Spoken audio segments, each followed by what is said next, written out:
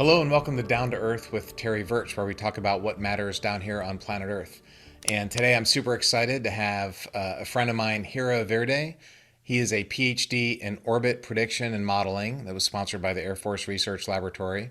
And he's also the CEO of Lumi Space, a satellite tracking and space sustainability company. And if you love the podcast, please don't forget to subscribe and give us ratings. Hira, it's good to have you on today. Thanks for joining. Thanks, Terry. It's a pleasure and an honor to be here. We met probably a year ago or 2 years ago, something like that. Your company is a really interesting company doing some pretty cool stuff. And I don't want to make this into a commercial, but it's definitely going to tie into our subject today of orbital debris. So, what are you guys doing there at Lumi? Sure. So at Lumi, we're basically measuring the distance to satellites in the most precise way imaginable. So we're looking at centimeter level accuracy over 600 kilometers or more, which is kind of like if you're in Dallas, being able to see whether someone's door is ajar in Houston. So the precision is kind of really at the core of what we're doing. Wow. And that's kind of my take on what's needed to improve the situation around orbital debris and all the good stuff that we'll get into shortly, I'm sure. In my days in the Air Force and now at Space Force, we call that space situational awareness, basically knowing where things are. But you don't first. There's two parts, and we call that a state vector, right? Tell what is a state vector? So, I mean, when a satellite is in orbit, you define its kind of position and velocity in 3D. And it can Right. get a bit mind-boggling because you're thinking about you as being a fixed point on Earth and the satellite is orbiting the Earth. And the way that you model the physics around that can get quite complex. And switching between these different reference frames and understanding how things are Right. moving relative to each other requires careful selection and definition of these reference frames and state vectors. When I was at the Air Force Academy, I started off as an astronautical engineer, and they used to tell it they didn't give partial credit. So, like in math and other things, if you're working through a problem and you got it mostly right and you just had a minus instead of a plus or something, they'd give you partial credit. And the astro department never gave you partial credit, which meant Uh, it sucked as a major. But they said, when you're dealing with satellites, if you do a plus instead of a minus, the satellite blows up. So there's no partial credit in space. Sure, sure. I mean, yeah, we wouldn't want a repeat of Hubble type incidents, right? Yeah. Or the Mars Polar Impactor, right? Back in '99, I think NASA had a satellite called the Mars Polar Lander, and I think they went metric instead of English or something. They used miles instead of kilometers. It was something like that, and the spaceship crashed. So It it's crashed. a Yeah, it's a it's a pretty brutal environment.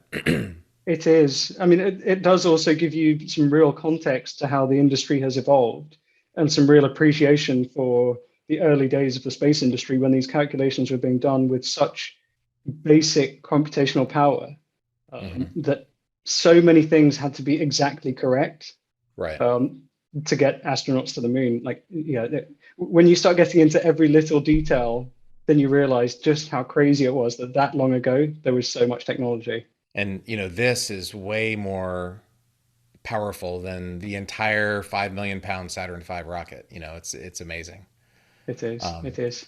And so you're measuring these satellites, and there's satellite, people think, well, it's in space, but space is pretty big and things just aren't in space. There's different types of orbits. And, I learned about them a long time ago at the Air Force Academy. So can you talk us through, what types of orbits are there and why would I choose one orbit over another? Sure. So, I mean, very, very broadly, you've got low Earth orbit, which is up to 2,000 kilometers. And you choose low Earth orbit if you want to do things like very or relatively low latency communication or Earth observation and imaging. Because you're so close to the Earth, you get revisit times repeatedly in a day. So a satellite might go over the same point 16 times in a day or 12 times in a day. And that gives you a lot of chance to take images. Um, Above that, from 2,000 kilometers up to 36,000, you've got medium Earth orbit. And that's where satellites like the GNSS constellations, the positioning constellations, GPS, GLONASS, Galileo, um, those satellites are. And those What's satellites GLONASS orbit. and Galileo? Everybody knows GPS. What is GLONASS and Galileo? So it's a strange kind of national focus on navigation systems. So Galileo being the European alternative, and then you've got, of course, Beidou, the Chinese, and the Russian. So each kind of block of nations has its own navigation constellation because there are military implications in having a GPS constellation. There's a military band, which is the original premise of the GPS constellation. So you need this dual use kind of for citizens and for military, and that's why the entire world is not relying on one navigation constellation. Right. So during uh, a war, the U.S. can turn off GPS in a certain region or encrypt it so only the The U.S. military. assets Yeah. can know where it is. So therefore, other countries want to have their own. Okay. So medium Earth Exactly. orbit, you said Yep. 2,000 to 36,000 kilometers, so thousands of miles up to 10,000 miles ish Yep. is Yep. where navigation stuff. Navigation and some other types of satellite, like there are these heavy chunks of metal which have retroreflectors embedded in them, and these are such dense balls of metal. I mean, they're like 400 kilos and 2 feet across. So Wow. um, these are intended to help us determine where individual points on the ground are. So when you hear a statistic like New York and London are moving apart by this many millimeters in a year, that's how you determine these things by using this satellite that is absolutely stable in its orbit. And these are in medium Earth orbit as well.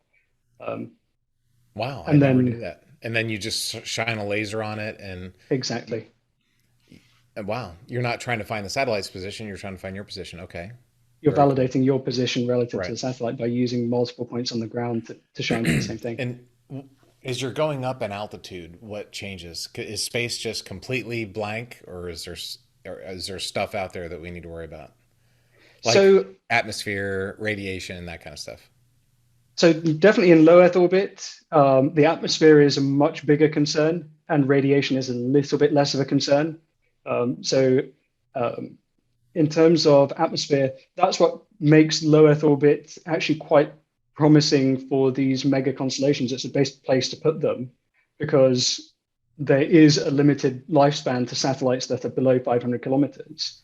Hmm. They they can't stay up there for thousands or tens of thousands of years, Why is unlike when you that? go to higher Right. altitudes, because the atmosphere doesn't kind of um, just become zero at some point. There's Right. a kind of a gradient going from very, very sparse atmosphere to the near vacuum of space. So in Right. low Earth orbit, there's still enough atmosphere, like on the International Space Station, having to perform maneuvers to reboost the Right. altitude of the station. Because as it's flying through the atmosphere, it's drag. It's like sticking your hand out of the car window when you're driving. You feel that force. Well, the air is a lot thinner, but there's still a little bit of force. There's still a little And bit, exactly. you can see my picture back here. You see the blue atmosphere.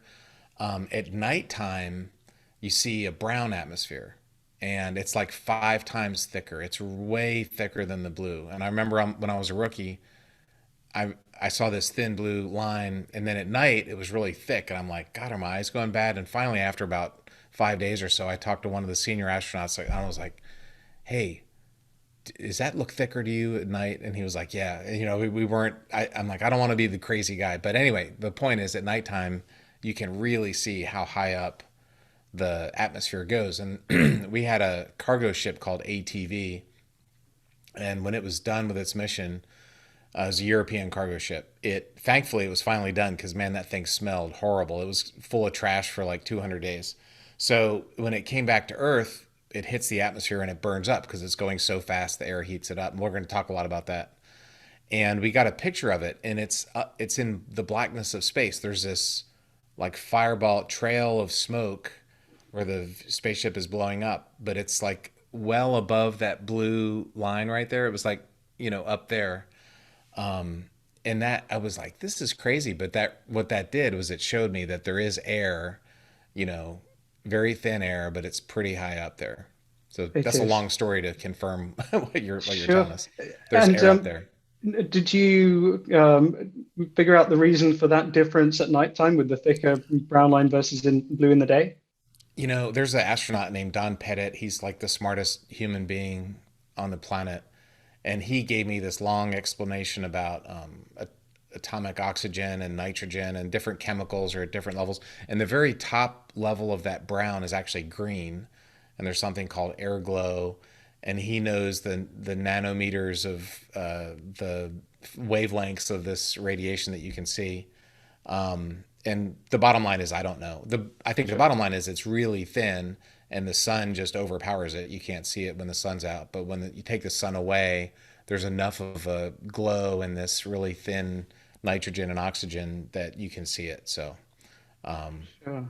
but it was interesting. It changes color at night, and that's the reason why satellites burn up, and that's the reason why the ISS and other satellites have to get reboosted. Now Hubble, I think, is up at the ISS is at 400 kilometers and Hubble's at 500, I think, roughly.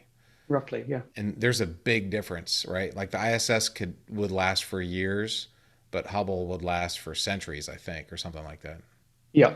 Yeah. And then the other big difference is the size. So with the ISS, you've got it's kind of like having a truck on the highway versus having a small motorbike or something. So you can Right. cut through the air with a nice small satellite relatively.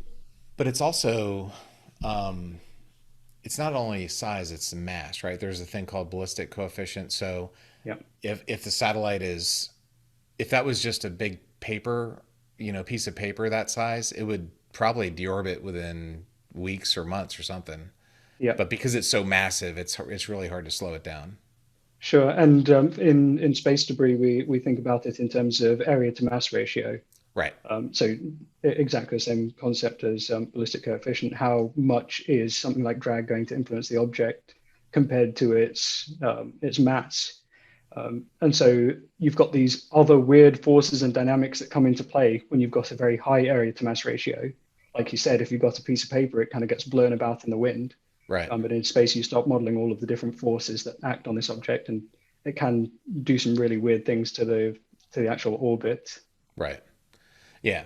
Right. If you have a golf ball and the wind is blowing, the golf ball is going to sit there. And if you have a piece of paper and the wind is blowing, it's going to get blown all around. Exactly. So if so you have air acting on it, and you mentioned radiation is better at low Earth orbit, a little bit better. I did a BBC documentary called Anomaly about the South Atlantic anomaly about a year ago. Anyway, can you talk about that? Why does radiation change? Sure. So the some of the kind of cosmic particles or the solar particles are ionized or magnetized, so they're influenced um, by the Earth's magnetic field. So there is a difference between when you're at a very, very low altitude versus when you start going out towards MEO and GEO, and then especially for deep space missions, they have to take all of these have to take account of radiation because it Hmm. destroys electronics very quickly. But Right. for something that's small and relatively cheap and with a low mission lifespan like a CubeSat, you don't need to take the same level of precaution as you would with like a GPS or a geostationary satellite. Mainly cost being one of the main factors that if you're going to replace it anyway, Right. then you don't mind if radiation damages it in a year because your useful mission lifespan might only be 8 months. Right. So you're worried about the satellites. I'm worried about the astronauts. So there's this radiation coming in from the sun. There's radiation coming in from, we call it galactic cosmic radiation. And because they're charged, like an electron has an electric charge or ions have electric charge, when they hit the Earth's magnetic field, they get trapped in the magnetic field. Not all of them, some of them come through, but the magnetic field is like thousands of miles. And there's a thing called the Van Allen radiation belt, right? Yeah. And I mean, this is what keeps us reasonably safe. That and the The atmosphere, ozone layer, the yeah. ozone. Yeah. So that's what keeps us safe on the ground. And of course, That's why we for have life. astronauts, If it yeah, wasn't for that, there wouldn't be life, right? yeah. I mean, there are so many things that almost get a bit existential with this type of science. That if things change very slightly, it's like if the Earth's gravitational field was something like 1.5 or 2 times stronger, Right. um, we actually wouldn't be able to leave just based on the Right. original rocket equations. Like, Right. how do you even leave the Earth at that kind of gravitational pull? Right. There's no chemistry in the universe that could burn an engine with enough power to leave. Yeah, with just a little bit more gravity. Yeah, So when you see these big planets out there that we're finding, like no one could ever leave them, which is a pretty daunting thought. And that the show I made, Anomaly, there's a thing called the South Atlantic Anomaly, which is ironically enough in the South Atlantic, and there's like the Earth's iron in the core is different there somehow, and so the magnetic field kind of dips lower there. And interesting, I wrote about this in my book How to Astronaut, but when we fly through that, because the magnetic field is lower, there's more radiation, and I saw this phenomenon, basically flashes in my eye. I close my eyes at night or whenever, if you close your eyes and you're over the South Atlantic anomaly in space, I would often see just a giant flash. And that was one of these particles coming through the station wall, coming through my skull and hitting my optic nerve. And at first I thought, man, this is cool. And then I was like, oh, if it's hitting my optic nerve, there's probably 1,000 other ones hitting, other parts of my body. So, everywhere else. Yeah, yeah, anyway, the radiation in space is a big deal. And that is why the ISS is where it is. I mean, it could be at 1,000 miles, but that would be right in the middle of the Van Allen radiation belt, which would be bad for, astronauts' careers would be shorter. so, definitely, definitely. so we keep, yeah, Yeah, and then you've got all of the other points about the general physiology of staying in space and exercise and the effect on bones and all those kind of things, right. which I find really interesting. Yeah, that's definitely there. I mean, we'll do a whole podcast on that alone. But Sure. so okay, so low Earth orbit radiation is a little bit better, but there's drag, so you have to reboost or come back to Earth. Which again, I've been teasing this, but the point we're getting to, I think, is one of the biggest threats to humanity. It's certainly the biggest threat that no one's talking about, I think. And medium Earth orbit is so low Earth orbit is spy satellites, ISS, not spy Some satellite, commercial imagery, that kind of stuff. Exactly. And actually, I think it's easy to underestimate the impact of all of those satellites, because if we look at a lot of the work that's being done on climate change or Mm-hmm. particular regions and the type of problems they're going to be facing, whether it's weather monitoring, whether it's looking at which place is going to have drought or Right. um, I mean, a friend of mine is studying the impact of climate change on Bangladesh through Earth observation data, or looking at the whaling industry. Where are whales moving around, and how can we track their patterns? And all of this is being done from space. Right. Um, so, Absolutely. And a lot of yeah, those satellites are down there in low Earth orbit. yeah, So it's important that we have access to it, which is where we're eventually getting. And so, okay, so the positioning satellites are in medium Earth orbit, and then you mentioned geo. So can you describe that? sure.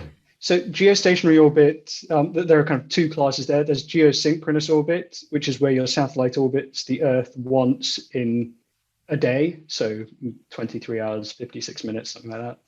Um, and then there's geostationary orbit, where the satellites are fixed relative to the Earth, so they're kind of spinning they're spinning around the Earth at the same rate that the Earth is turning. So they look at one point on the ground, and that's it. So they can, I mean, that's used for communication because it's so far away. So your communication antenna just points at a particular circle on the ground. But they have to be over the equator, right? They have to be over the equator. So if Because that satellite's not, yeah, if they fly north or south of the equator, they'll be going north. It'll make a figure eight pattern right over the Earth. exactly. Yep. And then you get into all of the other crazy kind of orbits like tundra and Molniya orbits that the satellite spends a huge amount of its time far away from the Earth.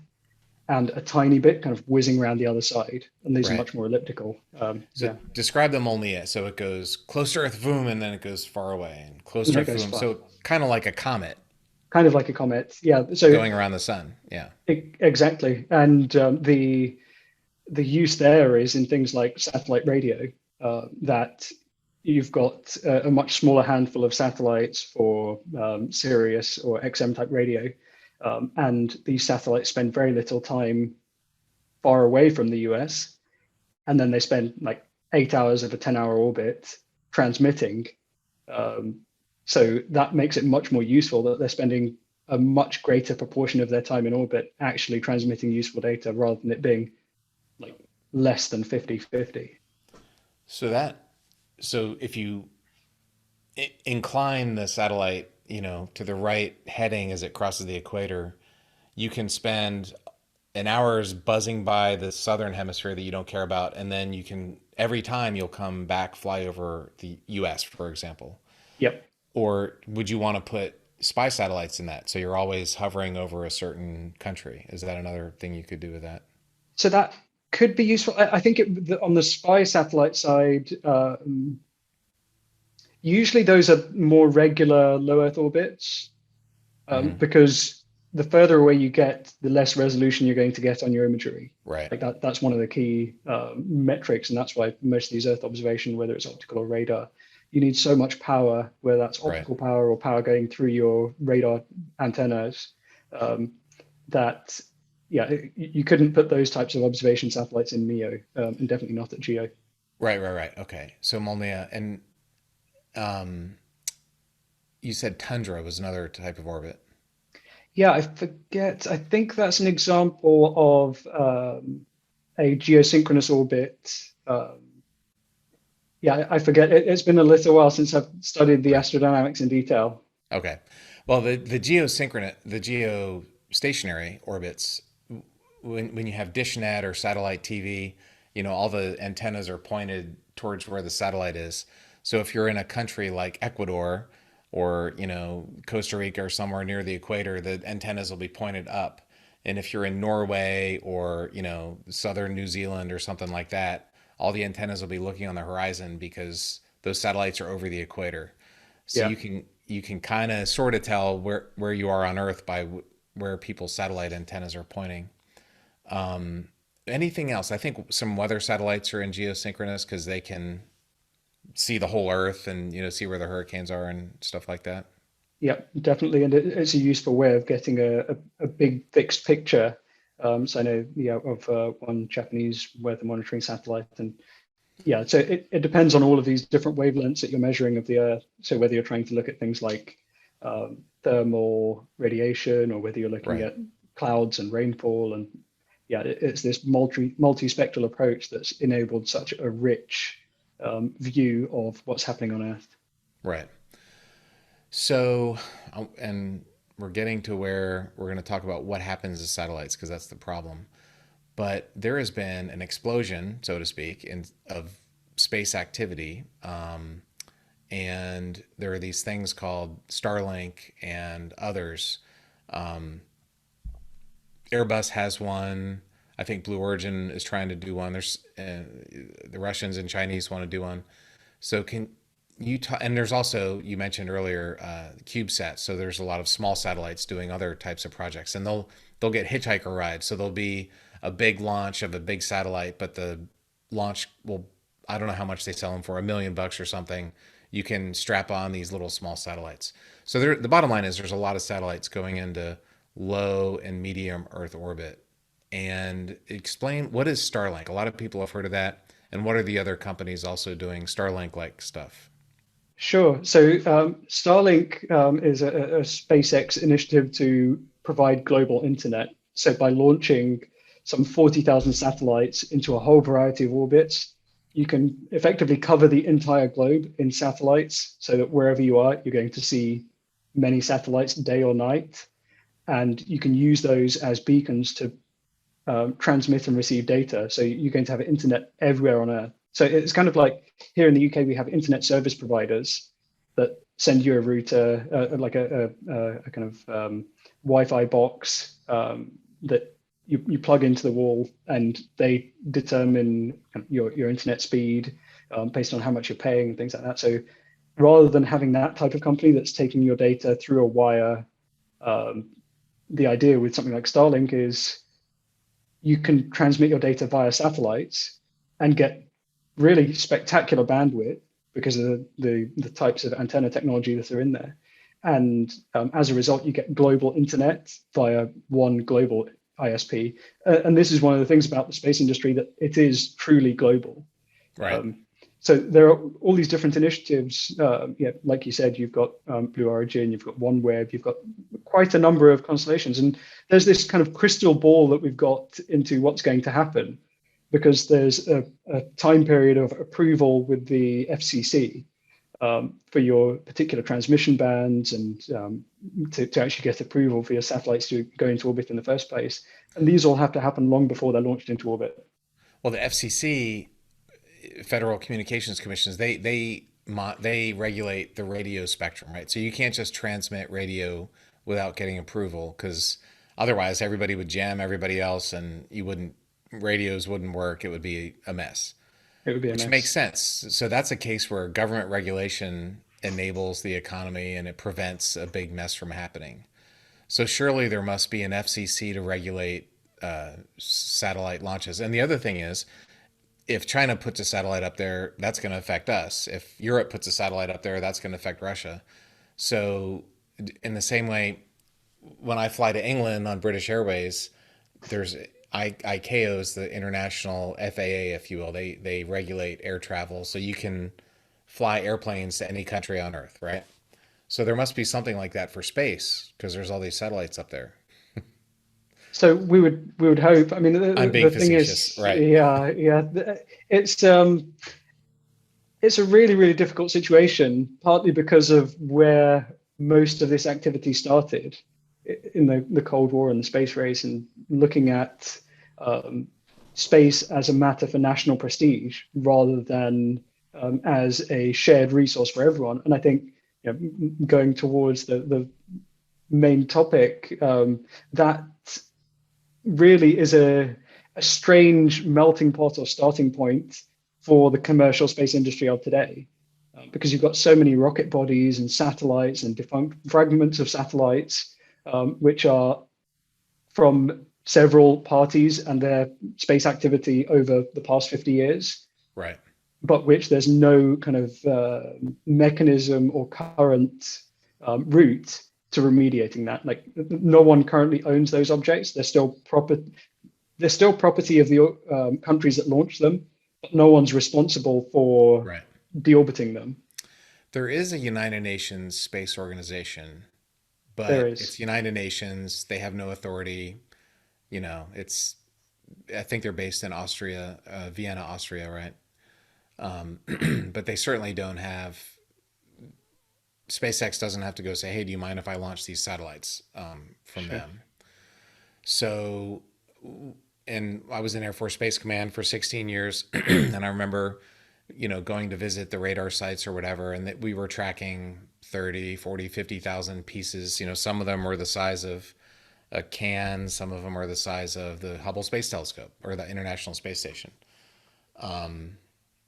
But that number is about to explode, literally and figuratively, because as we're tracking them, you don't know precisely where they are, maybe until they get the Lumi technology, right? There's like a uncertainty ellipse around these things.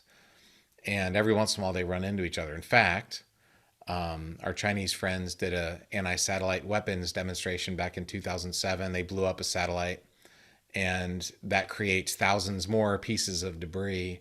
And it was right in the ISS orbit. So in 2015, when I was a station commander, we had to maneuver the ISS to avoid the debris that they had caused 8 years prior to that. So it was a big disaster. I think China recognized it. They didn't publicly recognize it, but I think they kind of put their tail between their legs and said, "All right, we shouldn't do that again." And then our Indian friends did the same thing last year. They decided they wanted to be part of the big boy club, and they blew up a satellite.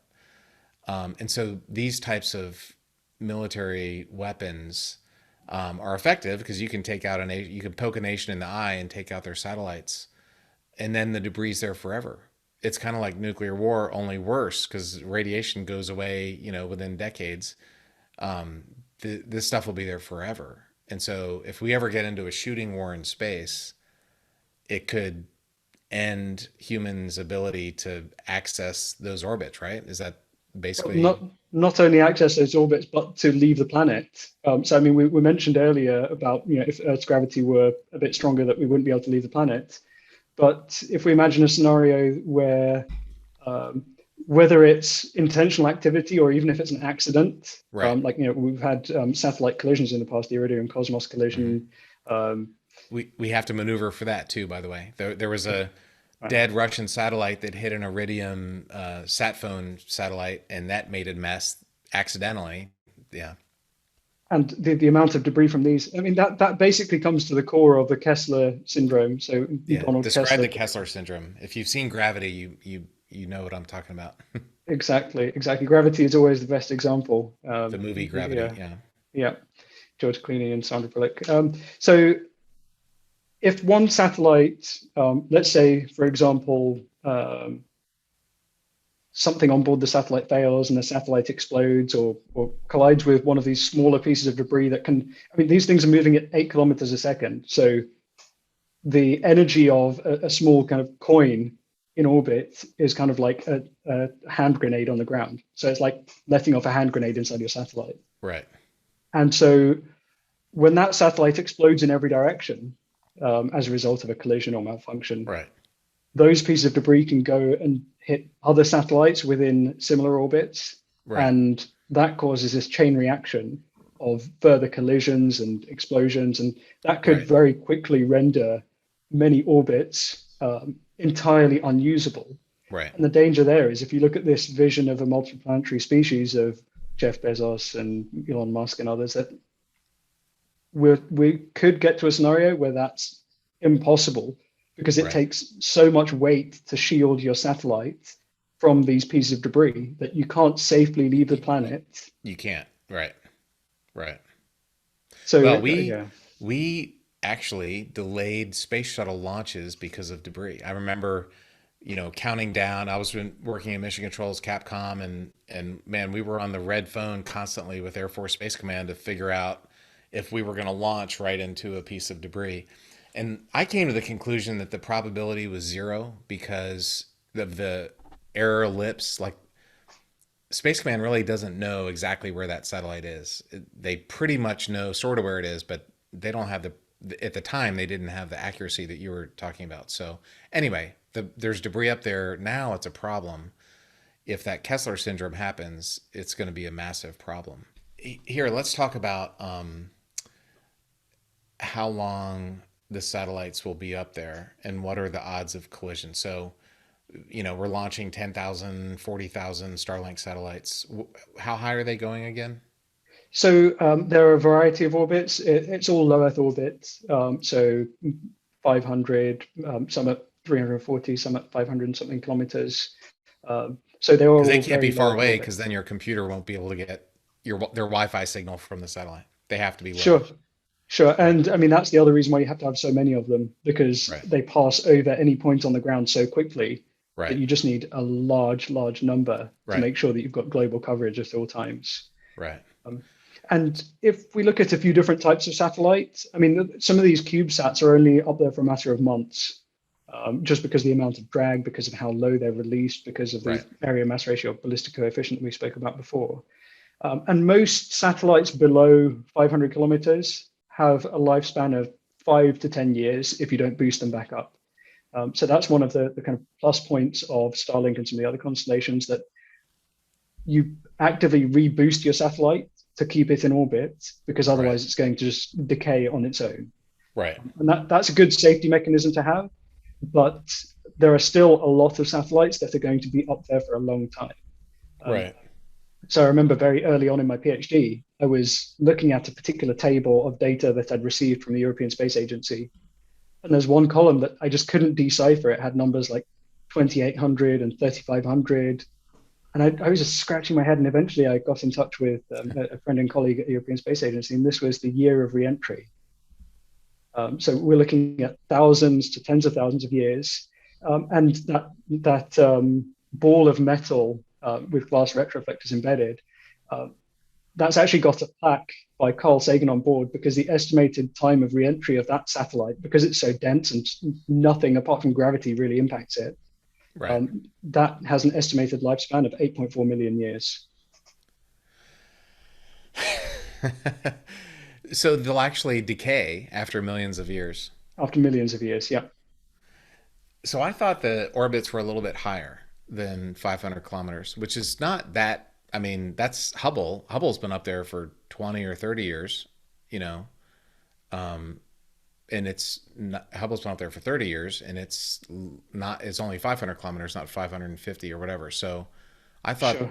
I thought some of It's, these are going to go up even higher than that. Like you said, there's a couple of different, I yeah, guess, orbital spheres. shells, yeah, Yeah. spheres. So, I mean, that's one part of it. The other part is you have to now with the international guidelines and the FCC, you have to have mechanisms on board. The international recommendation is to deorbit your satellite within 25 years after the end of its lifetime. Um, Who says that? Who requires that? I mean, no one requires it. It's kind of like an international recommendation that people kind of agree Right. upon. It's like, this is what we should do. But adherence to those regulations and rules, I mean, they're not regulations. The adherence to these guidelines is not Right. entirely there. Like, I think there was an article saying that 20 or 30% of CubeSats don't meet the regulation that, or the recommendation that they should do. Right. So so basically 20 to 30% of these satellites, just die in place. They die and they continue orbiting. And Right. then it depends on their size and their orbits. I mean, if we look at Starlink specifically, I think the failure rate is something like 3%. And that sounds okay, kind of Yeah. in a general scenario. But when you're talking about 40,000 satellites, with the other constellation, if we have 100,000 satellites, that's That's 12. thousands of That's sitting thousands ducks. of dead satellites, yeah. Yeah. And they and if they for the 97% that work, they what do they do when they're getting to the end of their life? What do they do? So they perform like a retrograde boost. So they basically fire their thrusters in the opposite direction to the They direction slow they're down. traveling. They slow Right. themselves down. And then with these satellites, what they do is they try and aim them for the most remote point on Earth. So Right. Point Nemo in the middle of the Pacific, Right. because it's like you've got the biggest error bar on, if I miss this by 1,000 kilometers, it's still not going to go near civilization. It's fine. Yeah.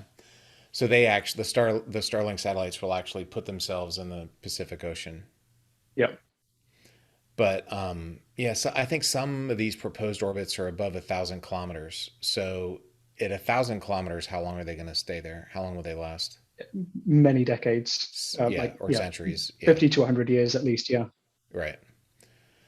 So, and then, like you said, what are the odds that they run into each other? That's the other part of this equation. I mean, it's a big orbit, and Yeah, space is unbelievably huge. right. If you imagine on the ground or in oceans, it's strange how parallels are drawn between finding things in oceans and finding things in space. But if we look at how, sorry, I lost my train of thought there. Yeah. Well, the what a satellite does when it's done. Like there's different options or whatever that they can either go into the ocean or I guess they can just lower their orbit a little bit when they go retrograde.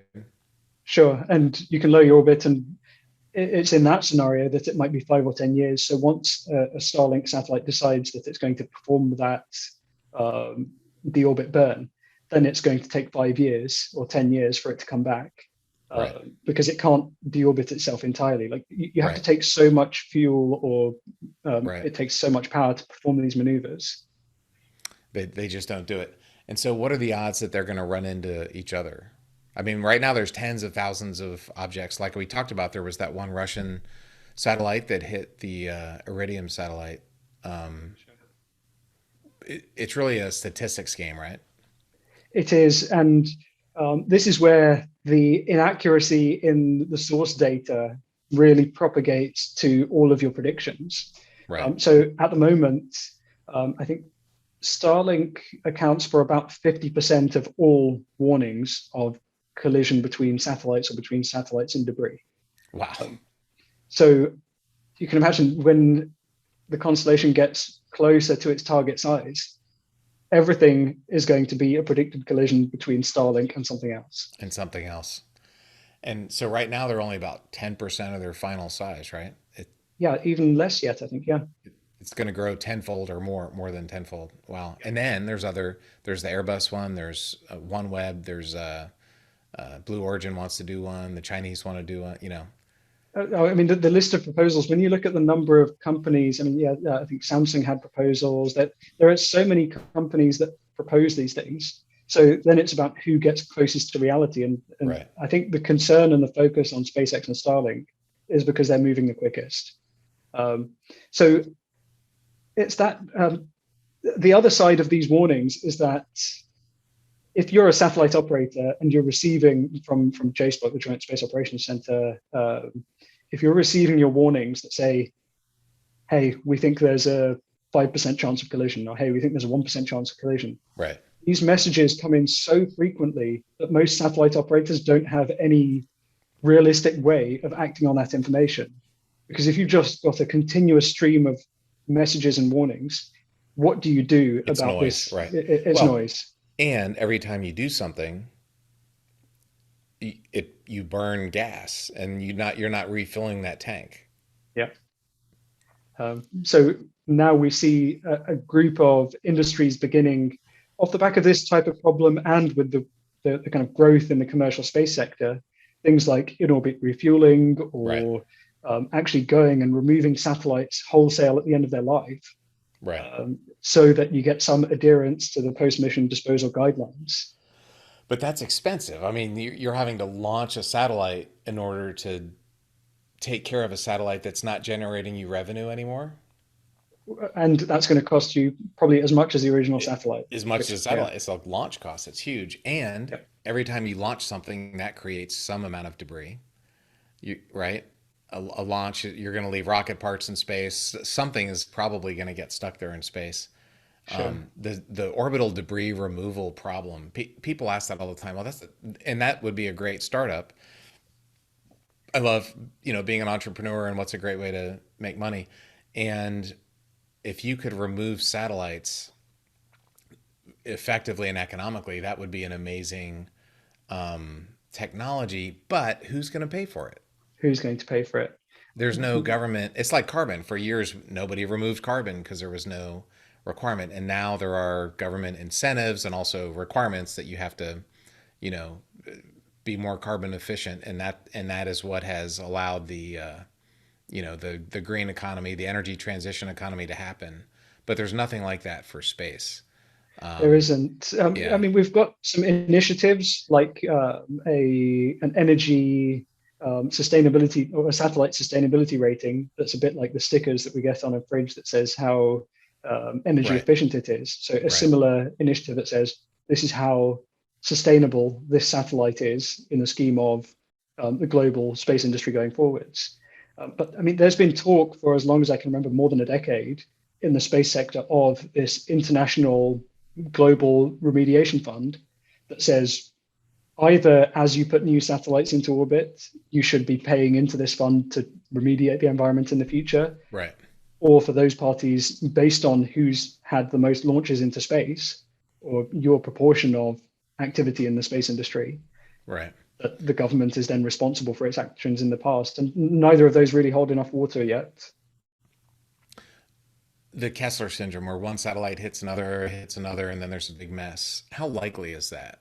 And I'm assuming the likelihood's going up now that we're, launching tens of thousands of satellites in the matter of a few years. Sure. I mean, it's all a kind of a real lottery. Right. So it's that 1 in a billion chance that Right. if it does happen, um, the it's like game theory about the probability versus the Severity. severity of the Right. outcome. Right. So the severity is humanity loses access to space, and a Right. bunch of our important space assets get taken down very quickly. Right. So even though there's the tiny likelihood, um, the issue is what happens if it does happen. Right. And this is where the first step of managing that problem is in getting the most precise data to understand exactly where these objects are and to refine our knowledge of, okay, these two objects might collide. Now let's refine the probability from knowing where these are to within a kilometer Right. to actually let's understand to within centimeters where Right. these objects are. And Right. then we can tell whether or not they're on a collision course. Right. And we have the computing power now to, because what I was doing 30 years ago at the Air Force Academy was writing Fortran programs to try and predict that. But now these guys probably do it a lot quicker, than so knowing the position and having that computer power to figure it out, then you know what the problem is, but you're still, then you know that you're going to die, right? So you still need to have some mechanism in place, I think, We do. like the FAA. So, we famously have Space Force now, which is there to protect our space assets, which is super important. And also, if we need to, we can take offensive abilities, but that they don't have anything to do with Starlink or NASA satellites or whatever. So there's not, Space Force is fine, but they don't really handle this problem. There's no civilian organization to just regulate. Hey, if you're going to launch a satellite, you need a 99.99% ability to deorbit it within 10 years or whatever. You could come up with some international regulation that it just doesn't exist. And it seems like there's a race to get as many satellites launched before that regulation comes into play. Like the once you're there, you can't. Those Starlinks are not. They're not going to come down for many years, right? So Yeah, the ones at least which lose control or which, let's say complete failure, right, those are going to be the worst of the entire batch. And right. I think there's something like 12 or 23 or something like that of those already. Um, so there are Oh, two really? sides to that problem. There's already a dozen or two that are just dead. That's it. Yep, just non-communicative, and they're not Right, performing the maneuvers that right. would be expected if they still had some control. Um, Wow. so the issue there is regulation is always really, really slow. I mean, if we look at other sectors, things like cryptocurrencies, like the regulation around these things is not What what's going to regulation? drive Right, right, exactly. Like right. the way looking at the way the space industry has evolved and is evolving, um, it's the commercial side that is going to lead the way. Hmm. So when someone comes up with a solid business case that enables deorbiting of these assets in an economical way, there should be the incentive for companies to actually use that service, Hmm.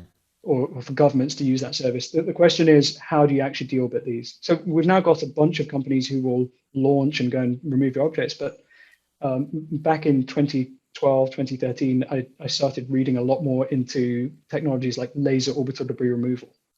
So shining high-powered lasers on these satellites and pieces of debris and imparting momentum with photons to Hmm. kind of nudge them in their orbits, Right. make them a bit more elliptical and cause them to burn up much more quickly. And this is Huh. something that was researched by NASA back in the 70s.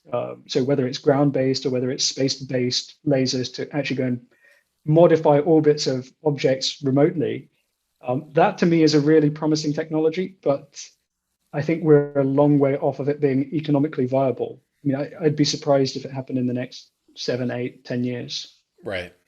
I didn't know that. I knew you can you can shine your laser on a satellite's solar panels and give it some electricity that way. Sure.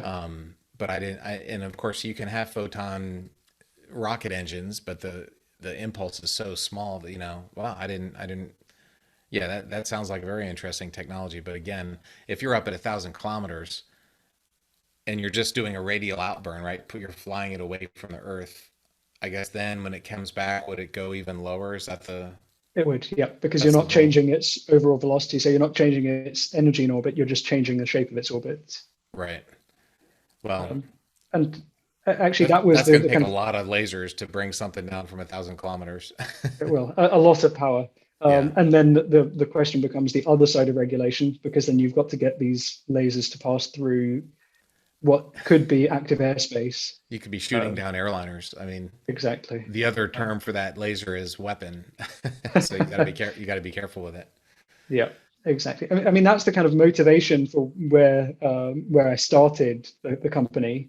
Right. But as with any startup, you've got to look at which problems are most present and kind of right in front of you that people are willing to pay for the With soonest revenue. Right. with Right. Right. revenue. And I don't think people will pay for general general debris removal rather than specific satellite removal for a while. Right. For a while, yeah. That's an interesting thing. But you do the giving the power to the satellites or having a better tracking capability. I mean, there's some really interesting stuff you can do with lasers. You can also image something, right, with a laser. Yeah. So if you want to characterize or understand a little bit more about what's in orbit What it is. remotely, yeah. Right. Um, so I wonder if that, when the Columbia space shuttle had the hole in the wing, I wonder if you could have imaged that with a laser and gotten some data about what size hole was in the wing. Would that have worked? Using current technology or with my current view of the technology, probably not. But It's not that accurate. it's not quite that accurate. It's not like a LiDAR image of something like Right. a robot going around or a car traveling around streets, Right. because you're looking at a very, very different problem. You're trying to do the same thing at dozens to hundreds of kilometers, Right. even on launch of a space shuttle.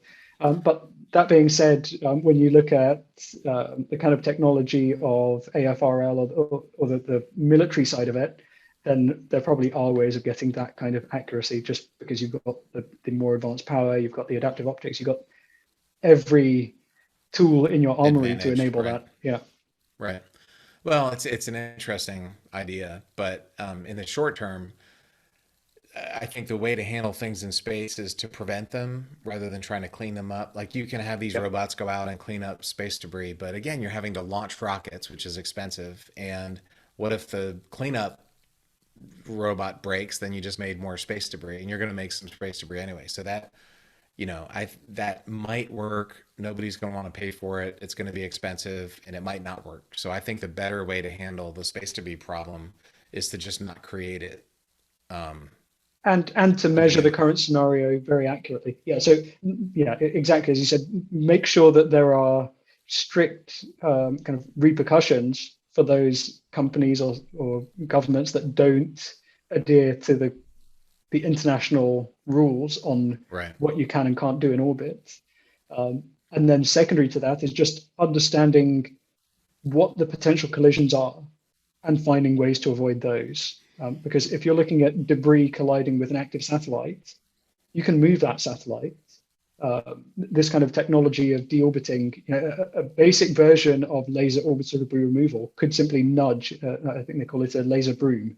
So you Right. can just kind of sweep the debris out of the path of Right. something bigger. Like if you've got the European Space Agency have a big dead satellite called Envisat.